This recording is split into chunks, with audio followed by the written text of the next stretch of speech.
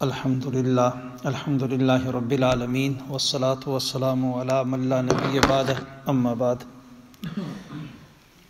نہایتی قابل قدر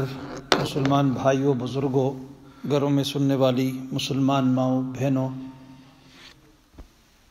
اللہ رب العالمین کی طرف سے ایک آزمائش اس وقت چل رہی ہے اور پوری انسانیت اس وقت اس پریشانی اور غم میں مبتلا ہے۔ بڑے افسوس سے بہت ساری باتیں ایسی ہیں جس کو انسان کرتے ہوئے بہت دکھ محسوس کرتا ہے۔ اللہ تعالیٰ کے گھروں کا بند ہو جانا، پھر اس کے اندر جو بچوں کو قرآن کی تعلیم دی جاتی ہے، جس سے ہماری آنے والی نسل کو اللہ کی کتاب کے ساتھ اس کا تعلق جوڑا جاتا ہے، ان مدارس اور مکاتب کو بند کر دیا گیا۔ یہ ایک بہت ہی عجیب سی کیفیت ہے اور واقعتاً خوفناک بھی ہے اور ڈراؤنی بھی ہے۔ اس بنا پر نہیں ہے کہ انسان موت سے کوئی ڈرتا ہے، لیکن اس کا جو منظر ہے، جو آنکھوں سے دیکھتا ہے انسان، وہ منظر آنکھوں کے سامنے نہایت ہی خوفناک ہے۔ لیکن بحیثیت مسلمان، ہم مسلمان ہیں اور ہمارا ایمان ہے اللہ تعالیٰ کے اوپر۔ موت حیات کا مالک اللہ تعالیٰ ہے، اسی کے قبضے میں زندگی اور اسی کے قبضے میں موت ہے۔ ایک بات یاد رکھیے کہ موت جو ہے بیماری سے نہیں آئے گی، موت اپنے وقت پر آئے گی، جو وقت اس کا اللہ تعالیٰ نے لکھا ہے۔ جب بچہ پیدا ہوتا ہے تو اپنا موت کا وقت اور جس حال میں اس نے مرنا ہے وہ لکھت کروا کے آتا ہے اللہ تعالیٰ کے، وہ لکھوا کر یہ ساری چیزیں دنیا میں آتا ہے۔ رزق کہاں ملتا ہے، مرنا کہاں ہے، کس حال میں مرنا ہے، کس طرح اس کو موت آنی ہے، یہ ساری چیزیں لکھت اس کو مل کے آ جاتی۔ لیکن یہ ساری جو صورتحال اس وقت ہے، اس صورتحال میں ظاہر ایک خوف ہے، لیکن اس خوف سے نکلنا بھی ہے، اور مسلمانوں کو تو خاص کر کے اس خوف کے حالت میں دو باتیں ضرور کرنی چاہیے۔ ایک تو یہ کہ اپنے رب سے تعلق جوڑنا چاہیے، ٹوٹا ہوا رشتہ اللہ سے اس کو جوڑ لینا چاہیے۔ دوسرا، رجوع اللہ کے ساتھ توبہ استغفار جو ہے یہ کثرت سے کرنا چاہیے۔ جتنا زیادہ توبہ استغفار کیا جائے گا، اتنا ہی اللہ رب العالمین کی طرف سے انشاءاللہ رحمتوں کی برسات آئے گی، اور اللہ تعالیٰ انشاءاللہ اس مسئلے میں، اس مشکل سے سب کو نکالے گا۔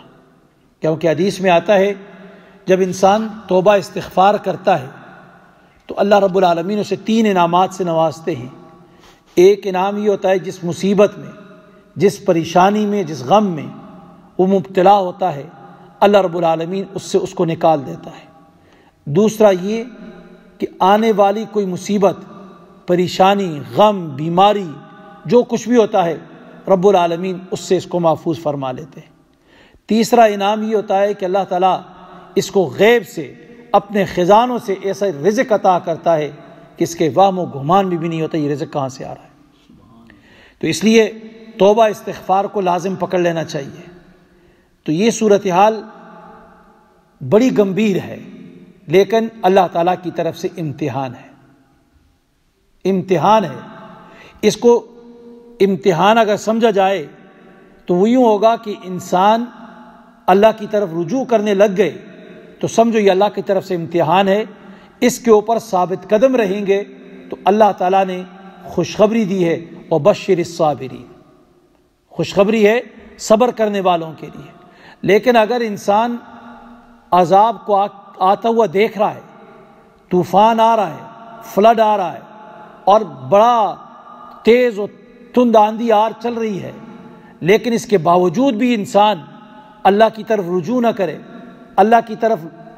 رجوع نہیں کرتا، مڑتا نہیں ہے، توبہ استغفار نہیں کرتا، نماز کی پابندی نہیں کرتا ہے، گناہوں کو نہیں چھوڑ رہا ہے، اسی طرح گناہ کر رہا ہے، تو یاد رکھیے یہ پھر امتحان نہیں بلکہ یہ عذاب ہوتا ہے۔ یہ عذاب کی نشانی ہے کہ انسان گناہ عذاب کو دیکھ رہا ہے، موت کو سامنے دیکھ رہا ہے، انسانیت کو مرتا ہوا اپنے سامنے دیکھ رہا ہے، رات دن ٹی وی کے سامنے بیٹھ کر دیکھ رہا ہے کہ کتنے لوگ مر رہے ہیں، اس ملک میں اتنے مر گئے، گن رہا ہے، انگلیوں پہ گن رہا ہے، لیکن اللہ کی طرف رجوع نہیں کر رہا ہے، نماز نہیں پڑھ رہا، گناہ نہیں چھوڑ رہا، تو سمجھو یہ اللہ کی طرف سے اس شخص کے اوپر عذاب ہے جو اس کے اوپر مسلط کیا ہوا ہے، جو ذہنی طور پر اس کو کیا ٹارچر کر رہا ہے، یہ عذاب بن جاتا ہے۔ تو امتحان ہوتا ہے، اگر اس سے انسان سبق نہیں سیکھتا وہ پھر عذاب بن جاتا ہے۔ تو اس لیے اس موقع کے اوپر ہمیں گھبرانا نہیں چاہیے، اللہ کی طرف رجوع کرنا چاہیے، استغفار کرنا چاہیے، اللہ سے دعا کرنی چاہیے کہ اللہ تو اس کو ہم سے اس مصیبت کو دور کر اور ہمیں اس سے بچا دے۔ باقی موت اللہ تعالیٰ نے لکھ دی ہے، وہ مل کے رہے گی، اور خود اللہ رب العالمین نے کہا ہے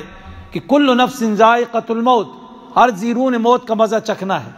اور یہ بھی اللہ تعالیٰ نے کہہ دیا ہے اذا جاء اجل، جب موت کا وقت آتا ہے لا یستاخرون، ایک لمحہ کے لیے بھی کیا ہے وہ گھڑی ایک پیچھے آگے پیچھے نہیں ہو سکتی، جو ٹائم مقرر ہے، وقت مقرر ہے، اس کے اوپر موت آ کے رہے گی، کوئی اس میں تاخیر نہیں ہے اور نہ اس میں تقدیم ہے، اپنے وقت مقررہ پر موت آئے گی، اور نہیں اس دنیا میں ہم نے رہنا ہے۔ اور اگر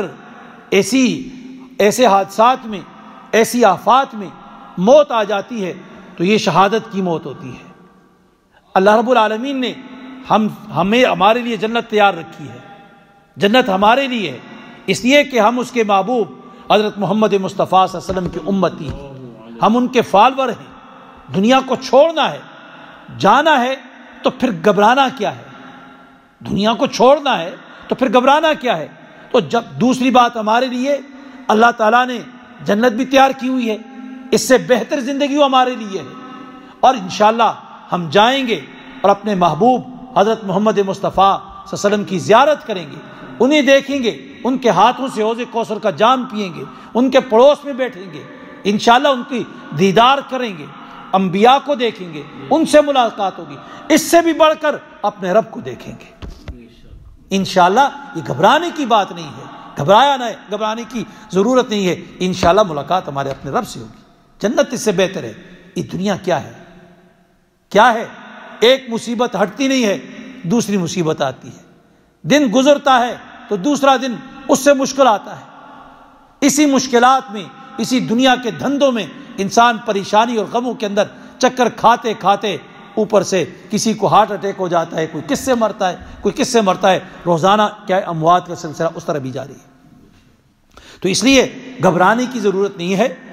موت اپنے وقت پر آئے گی، اور یہ بھی یاد رکھیے کہ موت بیماری سے نہیں ہے، موت ایکسیڈنٹ سے نہیں ہے، موت حادثے سے نہیں ہے، موت آتی ہے اپنے وقت پر آتی ہے، جو اس کا وقت ہے۔ یہی کرونا وائرس جو آج کل پھیلا ہوا ہے، کئی لوگ اسپتال میں ہوں گے، ایک ہی وارڈ میں جہاں بھی ان کو رکھا ہوگا، لیکن ان میں سے جس کی موت لکھی ہوگی وہ مرے گا، وہ واپس گھر نہیں آئے گا، جس کی موت نہیں لکھی ہوگی وہ واپس گھر آئے گا، واپس گھر آئے گا، اس لیے کہ اللہ رب العالمین نے فرمایا وَإِن يَمْسَسْكَ اللَّهُ بِضُرٍّ فَلَا كَاشِفَ لَهُ، اگر اللہ تعالیٰ نے کسی کے لیے نقصان لکھ دیا ہے، کوئی اس نقصان کو دور نہیں کر سکتا ہے، اور جس کے لیے نفع لکھ دیا ہے تو کوئی اس کو نقصان نہیں دے سکتا ہے، نہ کوئی کرونا اور نہ کوئی اور چیز جو ہے اس کو نقصان دے سکتی ہے۔ اللہ تعالیٰ اگر نہ چاہے تو کچھ بھی نہیں ہو سکتا، اللہ نے چاہا تو کوئی اس کو روک نہیں سکتا ہے۔ اس وقت دنیا کی ساری طاقتیں، طاقتور ملک بے بس کھڑے ہیں، جو اپنے آپ کو اس وقت سپر طاقت کہتے ہیں، آج ان کی ساری طاقت جو ہے وہ بے بس کھڑی ہے، اس ایک کرونا وائرس کا مقابلہ نہیں کر سکتی ہیں۔ یہ اللہ تعالیٰ کی قدرت ہے کہ اللہ کی قدرت کے سامنے ساری طاقتیں بے بس ہیں۔ اللہ بتا رہا ہے کہ تم دعوے دار تھے، کوئی چائنا اپنی طرف سے دعویٰ کر رہا تھا، امریکہ اپنی طرف سے دعویٰ کر رہا ہے، رشیا اپنی طرف سے دعویٰ کر رہا تھا، کوئی ٹیکنالوجی پہ دعوے دار تھا، کوئی کس چیز کا دعوے دار تھا۔ اللہ کہتا ہے میں ہوں اصل، میں ہوں، میں ان اللہ علی کل شیء قدیر، ہر چیز کے اوپر قدرت و طاقت رکھنے والا اللہ کی ذات ہے۔ لاؤ میرا مقابلہ کر سکتے ہو۔ تو اس لیے اللہ تعالیٰ کی ذات کے اوپر انسان کو اپنا عقیدہ رکھنا چاہیے۔ ہاں، احتیاطی تدابیر ان کو اختیار کرنا چاہیے۔ اسلامی نقطہ نظر سے ہمارے لیے احتیاطی تدابیر اپنا وضو باقاعدگی سے کریں، اچھی طریقے سے وضو کریں، یہ شریعت نے بھی بتایا ہے۔ اچھے طریقے سے وضو کرنے کے بڑے فوائد ہیں، اور خاص کر کے اس کرونا وائرس کے اندر جو ہم اعضائے وضو دھوتے ہیں، یہ سارے کے سارے بڑے ضروری اعضاء ہیں، ان کا دھونا اچھی طریقے سے دھونا اور زیادہ محفوظ رہنا ہے۔ ایک دوسرا یہ ہے کہ جب گھر سے نکلیں، گھر سے نکلتے وقت سنت طریقہ یہ ہے کہ ہر انسان گھر سے نکلتے وقت یہ دعا پڑھے، بسم اللہ توکلت علی اللہ لا حول ولا قوت الا باللہ العلی العظیم۔ جب یہ پڑھ کے آپ نکلیں گے تو اس کا مطلب یہ ہے کہ آپ اللہ کی ذات کے اوپر بھروسہ کر کے، اللہ کی ذات کے اوپر ٹرسٹ کر کے، اعتماد کر کے، اپنا سب کچھ اللہ کے حوالے کر کے آپ نکل رہے ہیں۔ انشاءاللہ جو بندہ اللہ کی ذات کے اوپر بھروسہ کر کے نکلتا ہے، اللہ اس کو محفوظ رکھے گا۔ جو آدمی ہم پاکستان جاتے ہیں، کہیں بھی جاتے ہیں، کسی کو کہتے ہیں میرے گھر کی لک آفٹر کرنا، اس کے اوپر اعتماد کر کے اس کو ہاتھ میں چابی بھی تھما دیتے ہیں اور پھر بے فکر ہو کے جاتے ہیں، وہ نظام چلائے گا۔ اور وہ آدمی بھی کہتا ہے جس نے میرے اوپر اعتماد کیا ہے، تو وہ بھی اس کی گھر کی رکھوالی کرتا ہے۔ تو جب ہم اللہ رب العالمین کے اوپر اعتماد کرتے ہوئے اس کے ذمہ اپنی جان کو دیتے ہیں، تو کیا وہ رب اتنا ہی غافل ہے کہ وہ ہماری لک آفٹر نہیں کرے گا؟ اعتماد، یقین، یہ سب سے بڑی چیز ہے، ایمان یہ ہونا چاہیے۔ اور دوسری چیز یاد رکھیں، جب شہر سے نکلتے ہیں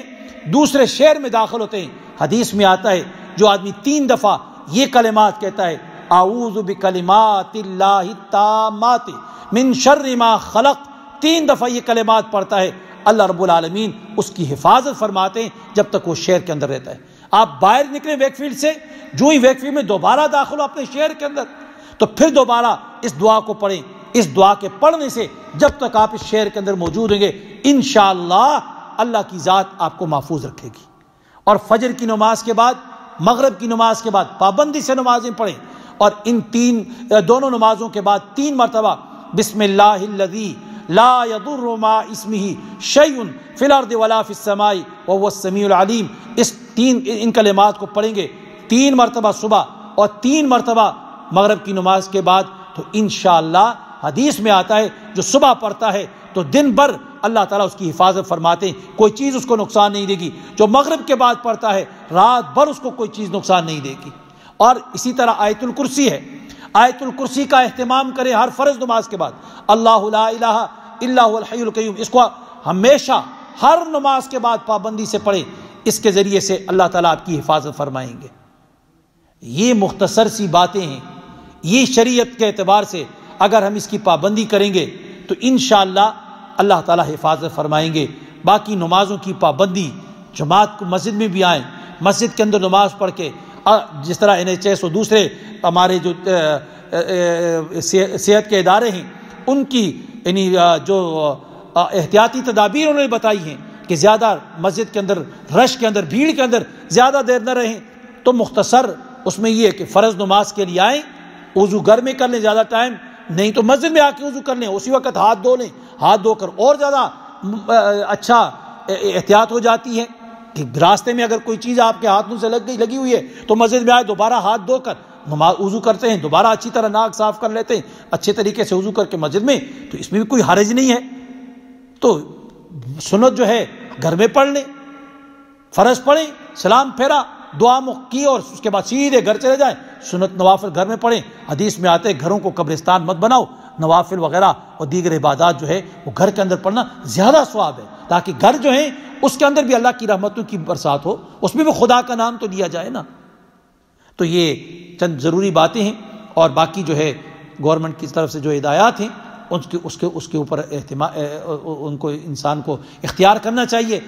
باقی اللہ تعالیٰ سے دعا کیجیے، مانگے اللہ سے، تہجد کے وقت مانگے، نمازوں کے بعد مانگے، فرض نمازوں کے بعد روئیں اللہ کے سامنے، اے اللہ اس مصیبت سے، اس مشکل سے ہماری حفاظت فرما، ہماری اولاد، رشتہ دار ہیں، بھائی ہیں، دوست احباب ہیں، پڑوسی ہیں، مسلمان ہیں، غیر مسلم ہیں، اے اللہ تو سب کی حفاظت فرما اور اس بیماری کا خاتمہ فرما دے، اور بہتر سے بہتر علاج اے اللہ تو اس کے لیے تو پیدا فرما دے۔